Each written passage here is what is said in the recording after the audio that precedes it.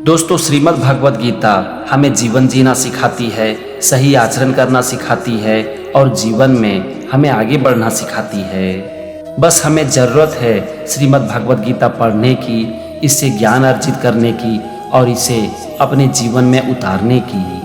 अगर श्रीमद् भगवद गीता के ज्ञान को सही से समझकर हम अपने जीवन में उतारें ना, तो इससे हम जीवन के सारे बंधन और सारे कष्ट से मुक्त हो सकते हैं। भगवद गीता में हमारे हर प्रश्नों का उत्तर है।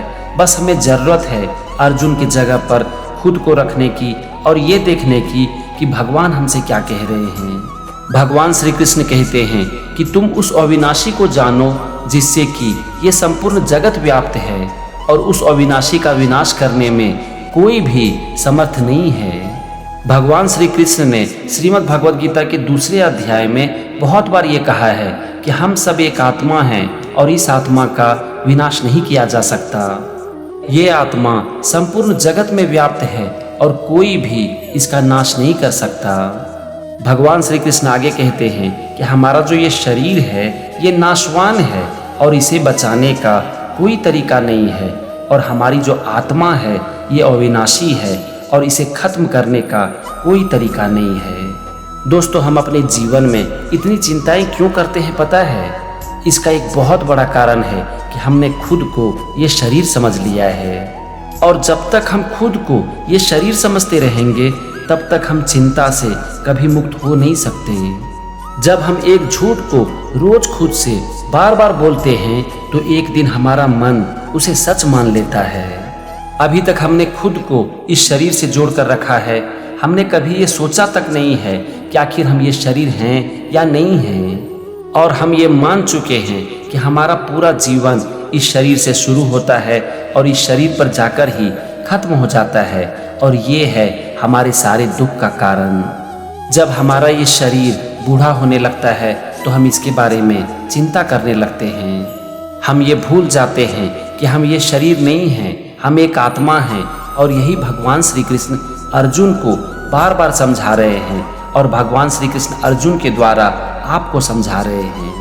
भगवान श्री कृष्ण आगे कहते हैं कि जो भी इस आत्मा को मारने वाला या फिर मरा हुआ समझता है, वे दोनों ये नहीं जानते कि आत्मा ना तो किसी को मारती है और ना ही किसी के द्वारा मारी जाती है। ये आत्मा ना तो किसी काल में जन्म लेती है, ना मरती है और ना ही उत्पन्न होती है। न जायते म्रियते वा कदाचित न्यायम भूत्वा भविता वा न भूयः। भगवान यहाँ पर कह रहे हैं कि ना तो हमारा जन्म होता है और ना ही हमारी मृत्यु होती है। ना तो हम किसी को मार सकते हैं और ना ही हम किसी के द्वारा मारे जा सकते हैं। जन्म और मृत्यु तो शरीर की यात्रा है, ना कि आत्मा की। जीवन की इस यात्रा में शरीर एक जगह पर जाकर रुक जाता है, लेकिन आत्मा की यात्रा कभी खत्म नहीं होती। अब जरा सोचो कि ना तो हमारा जन्म होता है और ना ही हमारी मृत्यु होती है। ना तो हमें कोई मार सकता है और ना ही हम किसी को मार सकते हैं, तो फिर हम जीवन में इतनी चिंताएं क्यों करते हैं? अगर आप रोज खुद को इस बात को याद दिलाते रहोगे ना कि हम ये शरीर नहीं हैं, हम एक आत्मा हैं, ना तो हमारा जन्म होता है और ना ही हमारी मृत्यु होती है, ना तो हम किसी को मार सकते हैं और ना ही कोई हमें मार सकता है, तो एक न एक दिन आपका मन इसे सच मान लेगा। और जिस दिन आपके मन ने इसे सच मान लिया, उस दिन से जीवन की चिंताएं आपको छू भी नहीं सकती। इसके बाद भी आपके जीवन में दुख आएगा, जरूर आएगा, इससे बचने का कोई तरीका नहीं है, लेकिन दुख आपको कभी भी अंदर से तोड़ नहीं पाएगी। दोस्तों, एक बात को हमेशा याद रखो कि जब तक जीवन है तब तक आप सुख और दुख के चक्र से कभी भी बाहर नहीं निकल सकते। जैसे अलग अलग ऋतु जीवन में आते जाते रहते हैं, वैसे ही सुख और दुख जीवन में आते जाते रहेंगे। लेकिन अगर हमारा मन इस बात को मान ले कि हम ये शरीर नहीं हैं, हम एक आत्मा हैं, तो जीवन का कोई भी दुख चाहे कितना भी बड़ा क्यों ना हो, वो हमें कभी भी अंदर से हिला नहीं सकती। भगवान श्री कृष्ण आगे कहते हैं, अजो नित्यः शाश्वतोयम पुराणो न हन्यते हन्यमाने शरीरे। भगवान श्री कृष्ण कह रहे हैं कि ये आत्मा तो अजन्मा, नित्य, सनातन और पुरातन है, और शरीर के मारे जाने पर भी ये नहीं मरती। भगवान कहते हैं कि जैसे मनुष्य पुराने वस्त्रों को त्याग कर नए वस्त्रों को धारण कर लेता है, वैसे ही जीवात्मा पुराने शरीर को त्याग कर नए शरीर को प्राप्त कर लेता है।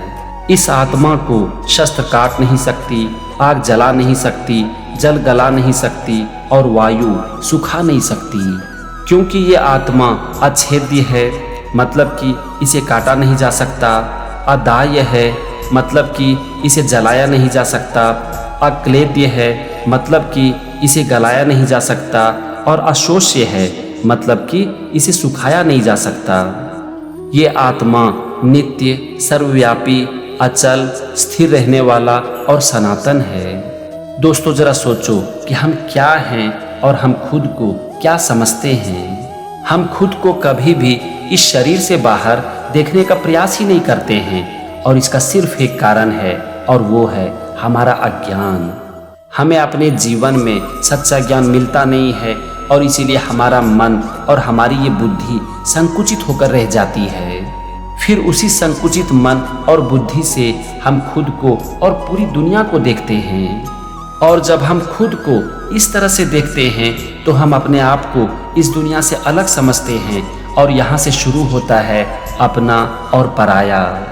और फिर यही अपना और पराया हमें जीवन के मोह जाल में फंसाती है, और फिर हम अपने जीवन में उलझ कर रह जाते हैं। हम मोह माया के जाल में इस तरह से फंस जाते हैं कि उससे हम कभी भी बाहर निकल नहीं पाते हैं, और ये हमारे जीवन के सारे दुखों का कारण बन जाती है। अगर हमारा मन इस बात को मान ले कि हम आत्मा हैं, हम नित्य हैं, सर्वव्यापी हैं, अचल हैं, स्थिर रहने वाला हैं, सनातन हैं और पुरातन हैं, तो हम कभी भी खुद को दूसरों से अलग नहीं देख पाएंगे। हम हमेशा दूसरों में खुद को और खुद में दूसरों को देखेंगे। और जिस दिन से हम खुद को दूसरों में और दूसरों को खुद में देखना शुरू कर देंगे, उस दिन से हमारा हर कर्म जन कल्याण के लिए होने लगेगा। उस दिन से हम कभी भी खुद को दूसरों से अलग नहीं समझेंगे, और हम ये भी समझ जाएंगे कि हम सब एक ही हैं। अब जरा सोचो कि जिस दिन से हम इस बात को समझ जाएं कि हम सब एक हैं, उस दिन से क्या हम कभी भी दूसरों का बुरा कर पाएंगे? क्या हम कभी भी दूसरों का बुरा चाह पाएंगे? नहीं दोस्त, दूसरों का बुरा करना तो बहुत बड़ी बात है।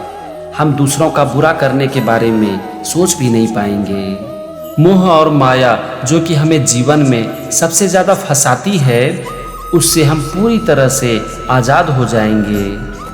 बस हमें ज़रूरत है खुद को समझने की, अपने आप को इस शरीर से बाहर निकालने की, और ये जानने की कि हम सर्वव्यापी हैं। बस हमें ये समझने की ज़रूरत है कि हम ये शरीर नहीं हैं, हम एक जीवात्मा हैं। जीवात्मा के रूप में हम एक चेतना हैं, और हम सब एक हैं। ना तो हमारा जन्म होता है और ना ही हमारी मृत्यु। ना तो हम किसी को मार सकते हैं और ना ही हमें कोई मार सकता है। हमारे जीवन में शरीर की यात्रा एक जगह पर जाकर खत्म हो जाती है, लेकिन आत्मा शरीर को पीछे छोड़कर आगे निकल जाता है, क्योंकि आत्मा की यात्रा कभी खत्म नहीं होती। ये तो अनंत यात्रा है। इसीलिए खुद को इस शरीर से बाहर निकालो और जीवन की इस अनंत यात्रा का आनंद लेते रहो। और भगवान श्री कृष्ण अर्जुन से यही कह रहे हैं, और अर्जुन के द्वारा हम सबसे भी यही कह रहे हैं। जय श्री कृष्ण।